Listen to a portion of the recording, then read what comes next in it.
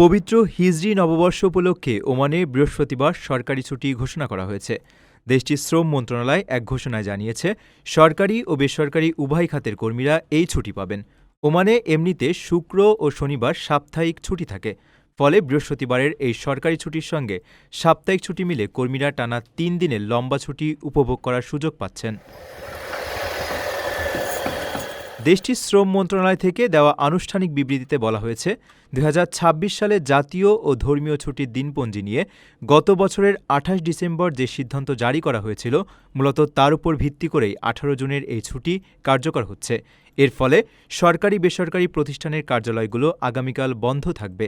কর্মসপ্তাহের শেষে এমন একটি টানা ছুটি পেয়ে ওমানে কর্মরত বিপুল সংখ্যক প্রবাসী বাংলাদেশি সহ স্থানীয়দের মাঝে উৎসবের আমেজ তৈরি হয়েছে।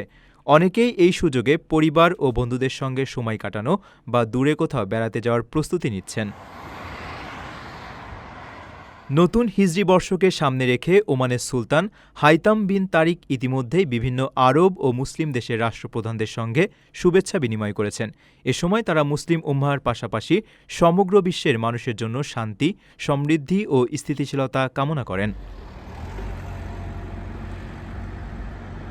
প্রবাসীর সিটিতে চলছে বহুল আলোচিত ফ্রি ফ্ল্যাট অফার, অর্থাৎ আপনি যে টাকা দিয়ে এখন ফ্ল্যাট কিনবেন, ৫ বছর পর সেই সম্পূর্ণ টাকা ফেরত পাবেন, আর সেই সাথে পাচ্ছেন একটি ফ্ল্যাট একদম ফ্রি। অফারটি সীমিত সময়ের জন্য, তাই দ্রুত যোগাযোগ করুন স্ক্রিনে দেওয়া নাম্বারে।